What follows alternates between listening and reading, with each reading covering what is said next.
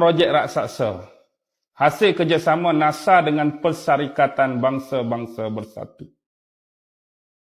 Antara bawah Blue Beam projek ni, kalau dahulu ada Philadelphia projek, ada Montauk projek tahun 40-an dengan tentera-tentera dia. Tapi sekarang ni, di awal 90-an, antara dalam projek The Blue Beam ialah pembinaan HAARP Antenna Transmitter. Tahu HAARP? Pernah dengar HAARP? HAARP. High Frequency Active Auroral Research Program. Tempat dia di mana? Di Gekona, Alaska, ada juga di Jickamarca di Peru. Tapi yang paling besar di Gekona, Alaska. Satu alat HAARP ni dia boleh buat macam-macam. HAARP boleh buat gempa bumi. HAARP boleh buat ribut taufan. HAARP boleh buat kemarau.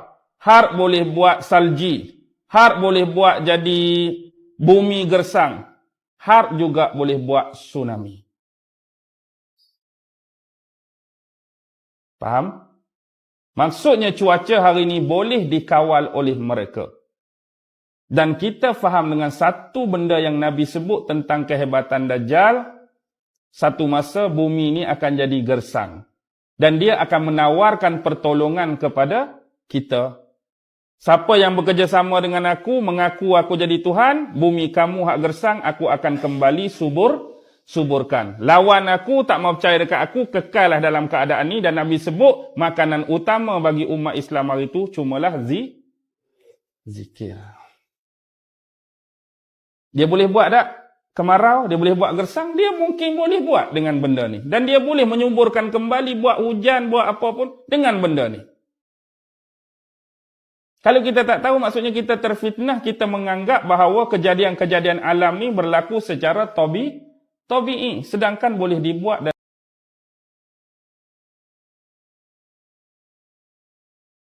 inilah yang diinginkan oleh Adam dalam hidupnya, ubudiyah, pengabdian dan penghambaan kepada Allah, dan untuk berdekatan dengan Allah dia harus kekal di dalam syurga. Pelanggaran Adam di sini kerana inginkan sifat kehampiran tadi. Pelanggaran Adam di sini kerana inginkan sifat ubudiyah tadi. Tetapi dia lupa dalam masa yang sama untuk hampir kepada Allah. Arahan dan perintah Allah jangan dilanggar. Arahan dan perintah Allah jangan tidak ditepati. Dan akhirnya inilah yang berlaku. Adam terpaksa membayar harga yang cukup mahal kerana memakan buah khuldi ini. Harga maksiat ini terpaksa dibayar dengan Allah memerintahkan Adam dan Hawa turun ke bumi. Dan disinilah Adam sebagai seorang yang bersalah. Setiap hari lidahnya tak pernah sunyi, tak pernah kering dan tak pernah sentiasa basah dengan ungkapan Rabbana zalamna anfusana wa illam taghfir lana wa tarhamna lanakunanna minal khasirin.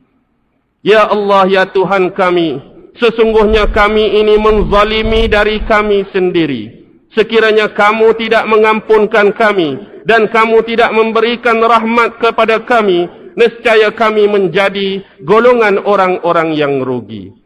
Lihatlah ungkapan yang terkandung di dalam doa ini, penuh dengan hakikat-hakikat ubudiyah. Bila seseorang itu bersalah seperti Nabi Adam, dia tidak menampalkan, dia tidak mendampingkan, dia tidak melekatkan kesalahan ini kepada Allah, tetapi dia melekatkan kesalahan yang dilakukan oleh dirinya kepada dirinya sendiri. Tetapi iblis cukup berbeza. Apabila dia melakukan kesalahan di hadapan Allah, bahkan bukan dia tidak mahu mengaku kesalahan tersebut, malah dengan berani dia berjanji di depan Allah akan menyesatkan semua keturunan anak-anak ataupun Bani Adam ini. Inilah hakikat ubudiyah yang tidak ada pada iblis. Kerana Adam dia berkiblatkan kepada Allah, bertuhankan kepada Allah, tetapi iblis dia sudah bertuhankan kepada keakuannya. Dia sudah bertuhankan kepada ananiahnya tadi.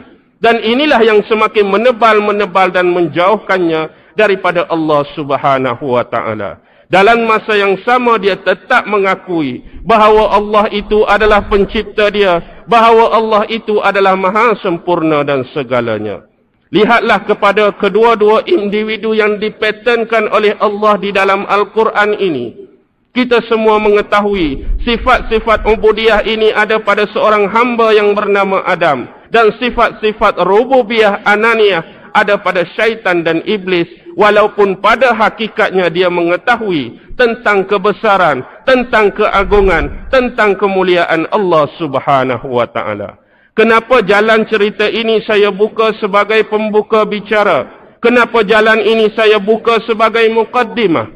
Kerana untuk mendampingkan, untuk memalitkan, untuk chain-linkkan, untuk menghubung kaitkan dengan suatu bangsa yang hampir sama sifatnya, yang hampir sama keadaannya dengan apa yang telah berlaku kepada iblis laknatullahu alaih. Dan pada malam ini kita akan terus memulakan derap-derap langkah kita untuk mengenali sebuah bangsa yang dianggap paling degil, sebuah bangsa yang dianggap paling culas, dan sebuah bangsa yang dianggap paling sukar di dalam dunia ini. Itulah suatu bangsa yang dikenali sebagai bangsa Yahudi. Dan pada hari ini, apabila anda menonton melalui perantaraan media-media dunia ataupun media-media antarabangsa, tidak kira sama ada anda menonton televisyen, sama ada anda mendengar daripada radio-radio, melihat di kaca-kaca TV, melihat di pawagam-pawagam melalui filem dan sebagainya, melihat di internet dan sebagainya. Apa saja yang berlaku dalam dunia hari ini yang bersifat kebobrokan, yang bersifat kejahatan, yang bersifat tidak berperi kemanusiaan, kebiasaannya sering akan dikaitkan dengan satu nama bangsa ini, iaitu Yahudi, Yahudi, Yahudi. Bahkan boleh dikatakan, saya katakan sebagai orang itu adalah orang yang kuno, orang itu adalah orang yang ketinggalan zaman, kalau dia tidak pernah mendengar perkataan Yahudi dan dia tidak kenal siapakah sifat sebenar Yahudi. Tetapi apa yang perlu anda faham dan maklumi, tidak semua Yahudi yang kita kenal itu jahat. Tidak semua yang Yahudi yang kita kenal itu wajib kita perangi. Tidak semua Yahudi yang kita kenal itu wajib kita lawan dan sebagainya. Sekarang pada permulaan langkah kita, apa yang perlu anda faham tentang Yahudi ialah perbezaan tiga benda yang utama ini. Yang pertama ialah apa yang dikatakan sebagai Yahudi. Yang kedua, apa yang dikatakan sebagai Ibrani. Dan yang ketiga, apa yang dikatakan sebagai Israel. Yahudi, Ibrani dan Israel. Pertama ialah berkenaan dengan Yahudi. Sebenarnya, dari manakah asal usul, dari manakah punca keluarnya perkataan ataupun kalimah ataupun pengistilahan bagi Yahudi? Sebenarnya, Yahudi ini adalah sempena daripada anak Nabi Yaqub alaihi salam yang keempat, iaitu Yahuza pada asalnya. Umum kita mengetahui melalui sejarah Islam, sejarah peradaban para nabi dan para rasul. Nabi Yaqub mempunyai 4 orang isteri, iaitu Layyah, Rahil, Zalfah dan Balhah. Dan menerusi isteri pertamanya Balhah, menerusi isteri pertamanya Layyah inilah Nabi Yaqub alaihi salam dikurniakan dengan 6 orang anak. Yang pertama ialah Raubin, yang kedua Syam'un, yang ketiga Lewi, yang keempat Yahuza, yang kelima Yakashi, dalam Taurat disebut sebagai Izakar, dan yang keenam ialah Zabulun. Raubin, Syam'un, Lewi, Yahuza. Lihat nama anak yang keempat tadi, iaitu Yahuza. Sebenarnya kalimah Yahudi ini adalah adaptasi daripada nama Yahuza itulah. Dan nama ini semakin kuat, semakin teguh dan semakin kukuh selepas berdirinya kerajaan Yahuza, selepas kemangkatan dan kewafatan Nabi Sulaiman alaihi salam. Selepas Nabi Sulaiman alaihi salam wafat dan meninggal dunia, kerajaan yang diwarisi kepada anak cucunya terpecah dan terbahagi kepada 2. Satu memerintah di bahagian utara dan satu lagi memerintah di bahagian selatan. Di bahagian selatan diperintah oleh anaknya yang bernama Rahbaam. dan di bahagian utara diperintah oleh anaknya yang bernama Yarba'am. Rahba'am didukung oleh 2 daripada 12 Bani Israel, iaitu Yahuza dan Bunyamin. Manakala daripada kumpulan Yarba'am didukung oleh 10 kumpulan, iaitu anak-anak daripada 12 keturunan Bani Israel ini. Raubin ada di sana, Syamun ada di sana, Lewi ada di sana, Yahuza pada kumpulan yang selatan, Yakashi ada di sana, Zabulun ada di sana, keturunan Yusuf ada di sana, keturunan Jad ada di sana, keturunan Ashir ada di sana, keturunan Dan ada di sana, dan keturunan Naftali pun ada di sana. Inilah pembahagian 12 keturunan Bani Israel, ialah anak-anak kepada Nabi Yaqub alaihissalam. 10 berpihak kepada kerajaan utara yang dipimpin oleh Yarba'am, dan 2 berpihak kepada kerajaan selatan yang dipimpin oleh Rahba'am. Dan inilah kerajaan utara itulah yang dinamakan sebagai kerajaan Israel, yang berpusat ibu negaranya di Nablus. Dan selatan itulah yang dinamakan sebagai kerajaan Yahuza ataupun kerajaan Yahudi. Dan inilah kerajaan yang dimaksudkan. Yahudi ini semakin menebal penyebutan kalimah dan asal usulnya sampailah kerajaan ini musnah pada tahun 586 sebelum Masihi. Sebenarnya asal orang menyebut Yahuza. Tetapi apabila kerajaan Yahuza adalah sebuah kerajaan yang besar, ramai di antara suku kaum, ramai di antara kabilah yang mula ingin memasuki, bernaung di bawah kerajaan ini. Dan daripada pelat-pelat suku kaum ini, daripada lahjah-lahjah suku kaum ini, daripada bahasa-bahasa suku kaum ini, akhirnya ada yang tak mampu menuturkan dengan baik perkataan Yahuza. Lama-kelamaan Yahuza bertukar menjadi Yahudi. Kalau kita melihat kepada alfabet huruf-huruf Arab dan Jawi sekalipun, di antara huruf Dal dengan huruf Zal, beza dia banyak mana? 1 tangga saja. Lepas Dal, Zal. Itu pun beza cuma satu titik di atas sahaja. Yahuza menjadi Yahudi.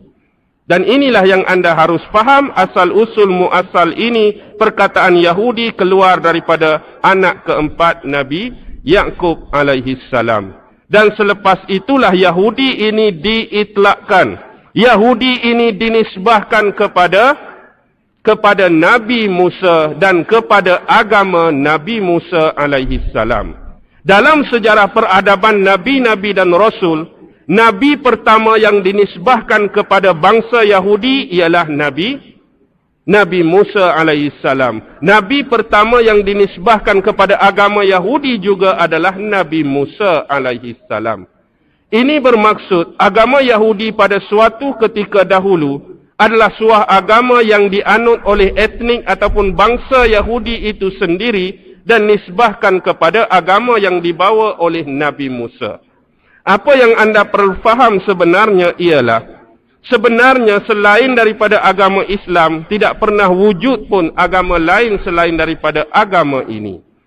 Kalau kita melihat kepada sejarah Nabi-Nabi dan sejarah Rasul-Rasul, tidak pernah ada seorang Nabi pun yang membawa selain daripada agama Islam. Tidak pernah ada seorang Rasul pun yang membawa selain daripada agama Islam. Baik Nabi Adam alaihissalam membawa Islam, Nabi Nuh alaihissalam membawa Islam, Nabi Hud, Nabi Saleh, semuanya membawa Islam. Walaupun hakikat Yahudi ini dinisbahkan kepada Musa, bangsa Yahudi kepada Musa, agama Yahudi kepada Musa, tetapi merujuk agama Yahudi yang dinisbahkan tadi sebenarnya adalah agama Islam yang dibawa oleh Nabi Musa. Nabi Musa tidak sekali-kali pernah menyeleweng daripada apa yang ditetapkan oleh Allah kepada Nabi-Nabi dan Rasul sebelum ini. Tak akan logik sama sekali Adam sampai sebelum Musa bawa Islam, Musa nak mengatakan, aku cuba nak melencong, aku cuba nak menyeleweng, dulu orang bawa Islam, aku nak bawa Yahudi. No way, tidak mungkin sama sekali. Malah yang dinisbahkan Yahudi itu sebenarnya adalah agama Islam yang dibawa oleh Nabi Musa alaihissalam.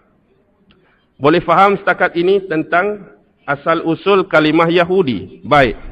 Yang kedua ialah tentang Ibrani. Apabila saya menyebut kalimah Ibrani, apakah yang tergambar dalam pola pemikiran dan otak anda sekarang? Kebiasaannya yang dipelajari oleh anak-anak kita, baik berhubung dengan pendidikan Islam, baik berhubung dengan sejarah Islam, dan berhubung dengan pengajiannya di kolej-kolej, mungkin di IPT, IPTS dan sebagainya. Ibrani pada waktu dan masa sekarang ini sering dinisbahkan kepada bahasa bagi kitab Taurat, bahasa bagi orang-orang Yahudi. Ibrani sekarang dalam bahasa Inggeris disebut sebagai bahasa Hebrew. Kalau bahasa Hebrew tu, itulah bahasa Ibrani. Memang Ibrani adalah suatu bahasa.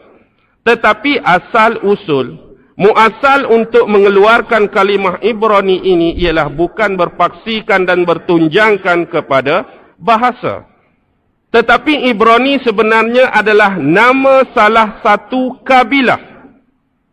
Nama salah satu kabilah, ada kabilah yang bernama Ibrani, yang mana kabilahnya adalah 8 kabilah yang besar.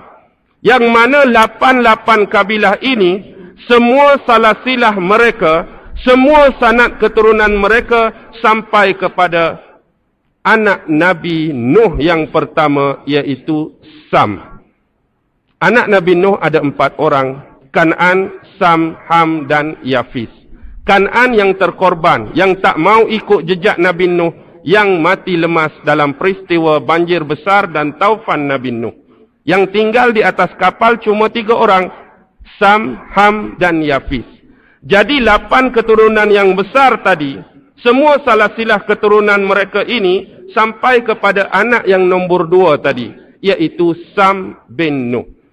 Dan ke-8 kabilah tersebut ialah, yang pertama ialah kabilah Asyur, yang kedua kabilah Babil, yang ketiga kabilah Finik, yang keempat kabilah Aram, yang kelima kabilah Kan'an, yang keenam kabilah Kaldan, yang ketujuh kabilah Ibrani yang kita nak bincang, yang ke-8 kabilah Masri. Jadi Ibrani ini adalah merupakan salah satu daripada 8 kabilah, sanad dia sampai kepada Sam bin Nuh. Baik, sebenarnya Ibrani ini nak diambil daripada mana? Sekiranya kumpulan ini sudah dinamakan sebagai Ibrani, suku ini sudah dinamakan Ibrani, mesti ada salasilah kenapa kita meletakkan suku ini menjadikannya nama Ibrani. Macam seolah-olah orang-orang tua kita dahulu mula-mula buka dan teroka tempat ini. Seolah-olah di sini tidak ada penempatan. Orang-orang tua kita datang, tebang-tebang pokok, tebas-tebas lalang, buka penempatan, buka kampung. Mesti ada salasilah, mesti ada sebab kenapa di sini dinamakan jalan baru. Begitu jugalah, bila ada nama Ibrani, kenapa kumpulan ini, kabilah ini, nama dia Ibrani. Dan di dalam buku-buku sejarah Islam, terutamanya yang ditulis oleh seorang profesor di Mesir, Dr. Ahmad Shalabi, beliau mengungkapkan perkataan asal tentang kalimah Ibrani ini berpunca daripada 3 pendapat ulama dan cendekiawan Islam. Yang pertama ialah, kalimah Ibrani ini berasal daripada nama moyang Nabi Ibrahim alaihissalam.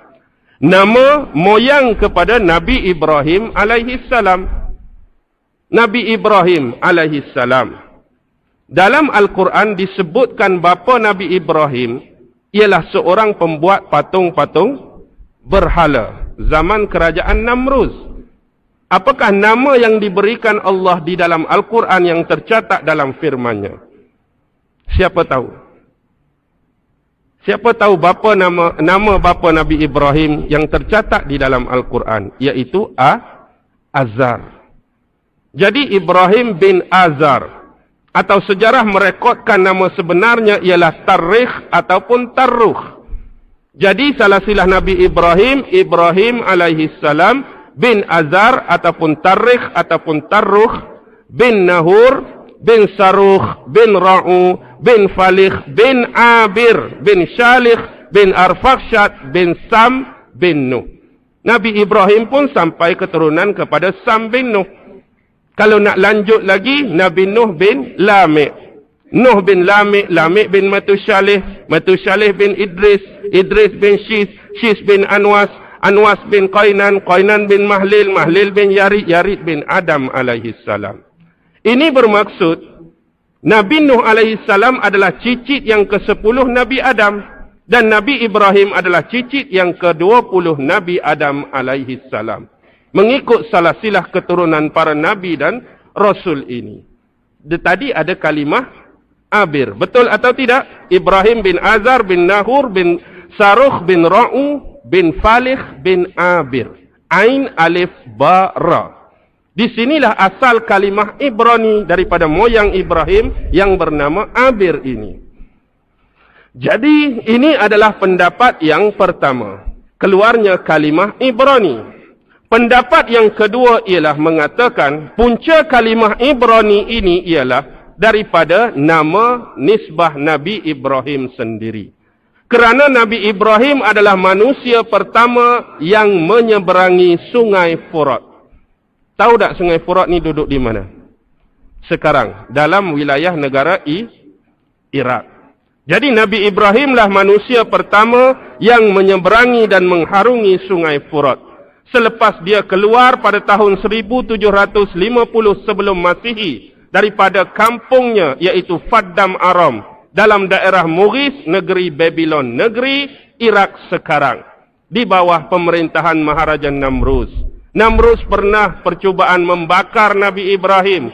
Selepas kes tersebut Nabi Ibrahim keluar bersama 80 ahli keluarganya termasuk anak saudaranya Nabi Lut alaihi salam meninggalkan kota Babylon, terus naik ke atas ke kerajaan Akkadia, terus ke kerajaan Assyria, terus ke negara Lubnan sekarang, terus ke negara Kanaan, iaitulah bumi Palestin ataupun Israel sekarang.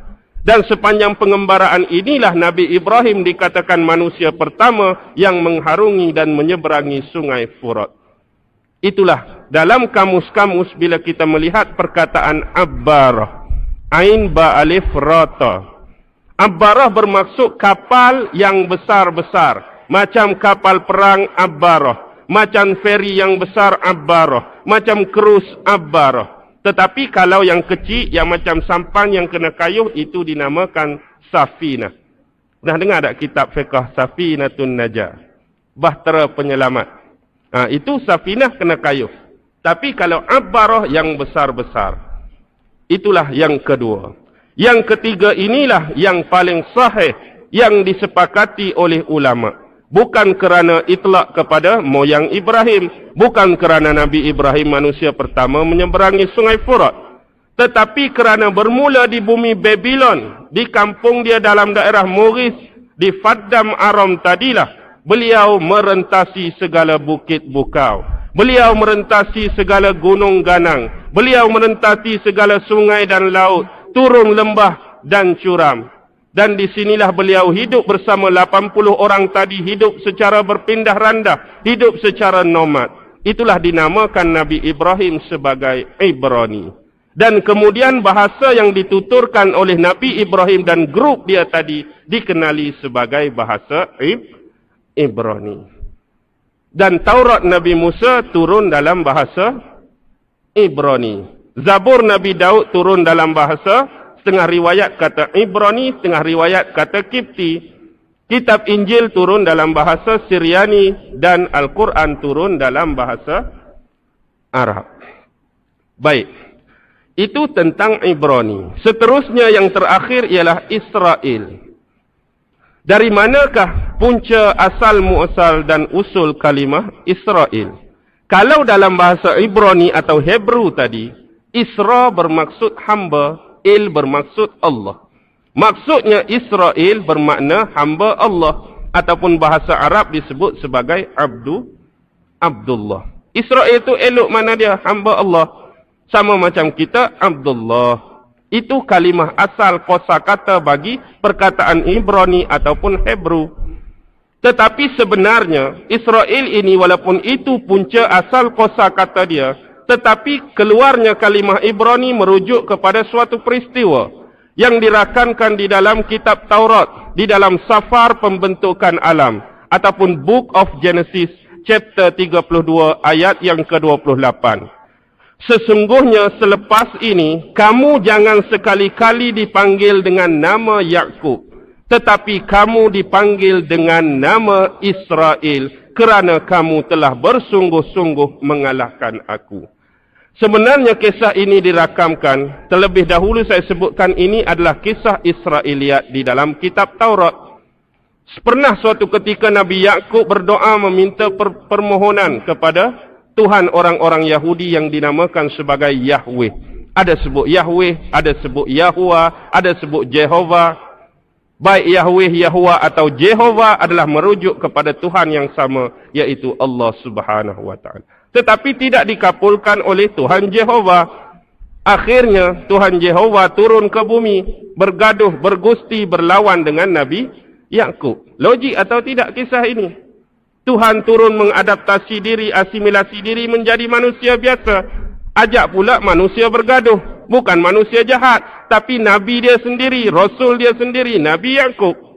Akhirnya siapa yang menang? Nabi Yakub menang, Tuhan kalah. Bila Tuhan kalah, keluarlah kalimah dan perkataan tadi. Dalam chapter 32 ayat 28, Book of Genesis, Safar pembentukan alam. Inilah yang anda harus fahami. Maksud sebenar, kata asal ayat tentang peristiwa ini ialah kamu mengalahkan Tuhan. Israel bermaksud kamu mengalahkan Tuhan. Dan sekarang kosakata Israel tentang hamba Allah langsung tidak ada pada pemikiran dan benak otak orang-orang Yahudi. Kalau dia faham dia ini ialah hamba Allah, maka dia tidak akan berlaku perangai, fi'il, akhlak dan sifat dia sebagaimana yang kita lihat dalam dunia sekarang. Tetapi yang ada di dalam kepala, yang ada di dalam otak, yang ada di dalam pemikirannya ialah makna yang awal tadi, kamu mengalahkan Tuhan. Sebab itu segala tindak tanduk dia sentiasa mencabar Allah. Tindak tanduk dia sentiasa mencabar Tuhan. Itulah Yahudi. Dan anda sendiri boleh rangkum dan fahami untuk hubung kait ini dengan mukaddimah awal kita antara Adam dengan Iblis tadi. Padahal dalam ayat terakhir surah Al-Fatihah sudah Allah sebutkan siratal ladzina an'amta 'alaihim ghairil maghdubi 'alaihim. Siapakah kumpulan ghairil maghdubi 'alaihim? Yang Tuhan marah, yang Tuhan murka. Tak lain tak bukan itu adalah orang-orang dan bangsa Yahudi. Kerana apa? Kerana mereka mengetahui kebenaran. Kerana mereka memahami kebenaran. Kerana mereka mengenal Nabi Muhammad lebih daripada mereka mengenal anak-anak mereka sendiri. Mereka mengenal sifat-sifat Nabi Muhammad lebih daripada Nabi-Nabi dan Rasul sebelum ini. Tetapi hakikatnya mereka tetap tidak mahu beriman kepada Nabi Muhammad. Mereka menentang Nabi Muhammad. Mereka melawan Nabi Muhammad. Bahkan menentang Allah dan melawan Allah. Inilah kenapa Tuhan begitu murka dan marah kepada kaum Yahudi ataupun Bani Israel ini. Kerana mereka mengetahui hakikat kebenaran tapi saja buat keras kepala. Saja buat keras geng. Tak mahu ikut. Itu berbeza dengan Kristian. Kristian mereka disesatkan juga oleh orang-orang Yahudi. Mereka berada di dalam keadaan tidak tahu apa. Mereka di dalam keadaan kesesatan. Sebuah agama yang direka. Sebuah agama yang dicipta oleh manusia sendiri daripada kalangan Yahudi sendiri. Itulah sebabnya di antara Yahudi dan Kristian, siapa sebenarnya yang lebih dekat dan hampir dengan Islam? Kristian lebih dekat dan hampir dengan Islam kerana mereka berada dalam kesesatan. Tetapi sekiranya mereka diberi kebenaran, mereka diberi hakikat pengetahuan tentang Nabi-Nabi dan Rasul, diberi pengetahuan tentang hakikat Allah dan penciptaannya, mereka akan lebih rapat dan murni dengan Islam. Tetapi hakikat Yahudi mereka sudah tahu kebenaran, tetapi sengaja